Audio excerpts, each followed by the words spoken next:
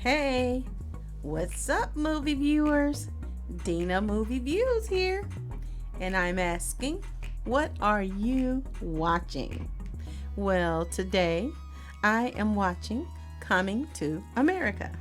This is the sequel to the very long awaited original 1988 film called Coming to America, starring Eddie Murphy as Prince Akeem, Arsenio Hall as Semi, James Earl Jones as King Jafar, Wesley Snipes as General Izzy, and Tracy Morgan as Reem, Leslie Jones, John Amos, and a host of other celebrities that are too numerous to mention. This film is directed by Craig Brewer from a screenplay by Kenya Barris, Barry Blaustein, David Sheffield, and Justin Canu, based on characters created by Eddie Murphy. It was produced by Kevin Misher and Eddie Murphy. The scene opens in the beautiful royal country of Zamunda. This is a beautiful setting. I was very impressed with the decorations myself. Where Prince Akeem is now King Akeem because his father, King Jafar, is preparing to transition. And his dying request is that Akeem has a male heir to the throne of Zamunda. His fear is that the country next door, headed by General Izzy, who is played by Wesley Snipes, will assassinate Akeem and take over the kingdom if there is not a male heir from Akeem's lineage. Now, Akeem and his queen, Lisa, remember Lisa McDowell? The one he traveled to America in the original Coming to America movie in 1988. He traveled here to find her. He wanted to find his wife in America. Now, they have 3 beautiful daughters, but they're all females. They are not allowed to leave the country or take the throne simply because they are females. So there must be a male heir from King Akeem. Now, Akeem in the first rejected his chosen wife because he wanted a wife that he could respect for her intelligence, and he wanted a strong-willed woman. Hence, Lisa McDowell, who happens to be the daughter of Cleo McDowell, who we know is her father that is feuding because he has established this restaurant called McDowell, which is similar to the name McDonald's. And he has put this same restaurant in Zamunda. You know, the restaurant that bears the striking resemblance to McDonald's, the shakes, the burgers. And he still has this history with McDonald's and comparing what he has to them. That to me is hilarious, that part alone. But he actually bring this restaurant to Zamunda. And what is so odd is that he has the same restaurant employees. Louis, really? Are you still going to be mopping floors and turning burgers? Can you imagine the pay scale? But anyway, he has the same staff with him in Zamunda. And he's still talking about and comparing and contrasting himself and McDonald's. But Akeem is informed that he has a long lost son in the United States and must return there to meet him and make him the heir to the throne of Zamunda. The whole reasoning behind him conceiving this child, it's just not believable for me. It is that he supposedly doesn't remember the sexual encounter that created him. So that to me was just not believable. So Eddie and Arsenio Hall embark on this mission to Queens, New York to retrieve this heir. He's called Lavelle Johnson there. And he's played by actor Jermaine Fowler, and his mother, of course, is played by Leslie Jones. What was funny to me was the name for the country that was planning to dethrone a king. It was called Next Dora. That was funny to me. Next Dora. And the costumes and that, it just wasn't realistic to me. Honestly, that whole country thing, it it was so playful. I know it's a comedy, but I didn't feel fearful for him at all. It was like clowns. But anyway, I found that the whole storyline just stunk. It seems that there was not a lot of thought put into this storyline. I didn't like it. As soon as he goes to America, he finds him. He returns back to the barbershop. Of course, that was funny. Seeing Eddie and Arsenio playing these roles that they played 30 years ago. And you're wondering, some of them didn't age much. But it was, that was good to see. It was quite funny. But I was anticipating the revisiting and reminiscence or nostalgia of meeting his wife, who is the queen now. And that was just a bit of it, but I felt the movie propelled through this whole the whole movie to me, it was just too fast. It was a hurried movie, almost like they needed to get something out quick, and they just kind of pieced it together. The storyline just seemed rushed to me, and again, just not well thought out. There was just too much going on with no bite to it. But I did like seeing In Vogue, Salt and Pepper, and Gladys Knight perform. They were wearing some awesome costumes. I really loved the color and the lavishness of it. It was just beautiful. The garments were just beautiful.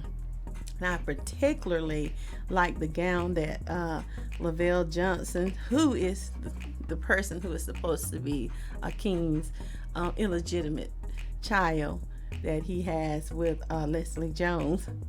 That was a beautiful garment that she wore.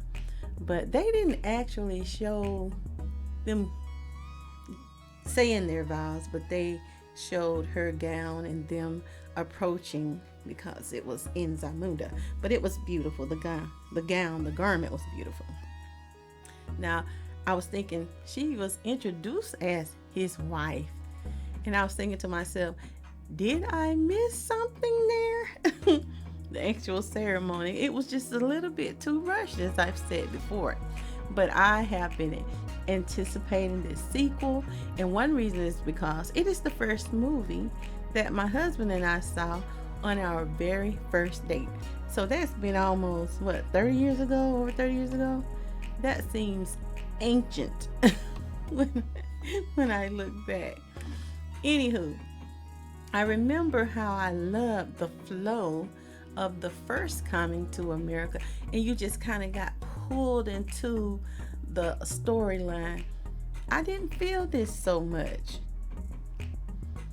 My daughter said, and these are her words, they were doing too much. There were beautiful garments. There was a lot of dancing. It seemed like it was more like step on some of the scenes, but it wasn't, as I wouldn't say, in my opinion, as good as the first one. I enjoyed it, but it wasn't as good as the first one. And that's how it usually is with sequels. It's rarely a good follow-up to the first, and people have become accustomed to expecting that. Anyway, I really enjoyed it.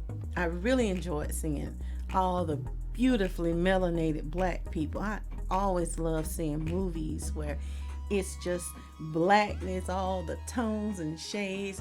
It's beautiful. That part I love.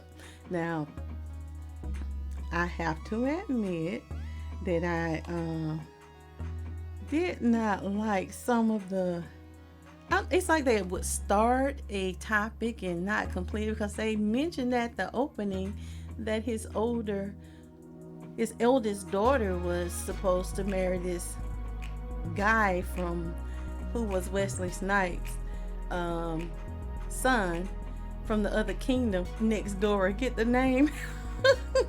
Like Next Door. What kind of name?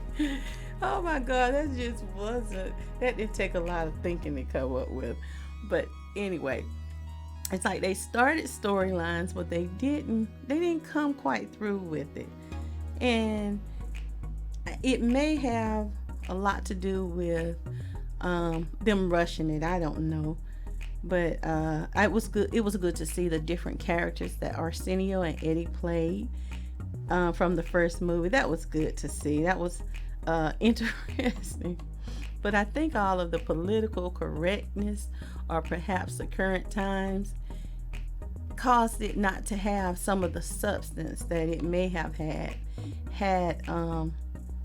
the COVID. Maybe COVID had something to do with it, because I could clearly see where some of those actors were not even in the same room. In many of the scenes, they weren't even in the same room. It was clear to me that maybe this was filmed in a different location, and they kind of did like a copy and paste or superimpose stuff.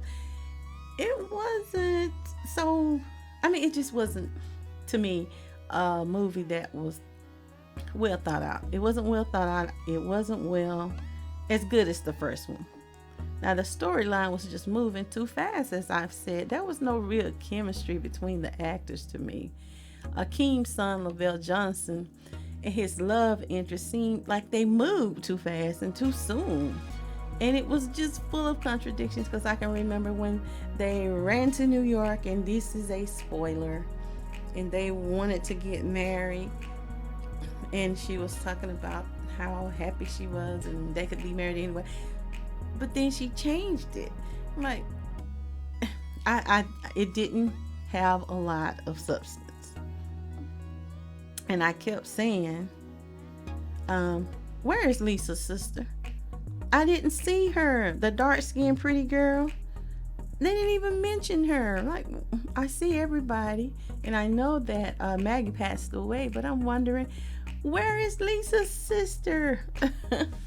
But anywho, I found this movie kind of let me down. I don't know if it was the writer's intent, but I didn't see a lot of chemistry with his son. I don't think that role, he was the right guy for that role as Akeem's son, Lavelle Johnson. I don't think he was the right actor for that role. And that's just my opinion. Now, the rap portion with Lavelle and his chosen bride, which is played by Tiana Taylor, she's being introduced to him, and she's doing this rap, but it has sexual. It's a kind of sexual thing, and he gets the mic and he's talking, rapping back to her, and I'm thinking, that just don't fit in. Now, I understand people like to introduce modern things into classics, but this was just all wrong. I didn't like that particular one. They could have left that out, or either done it better.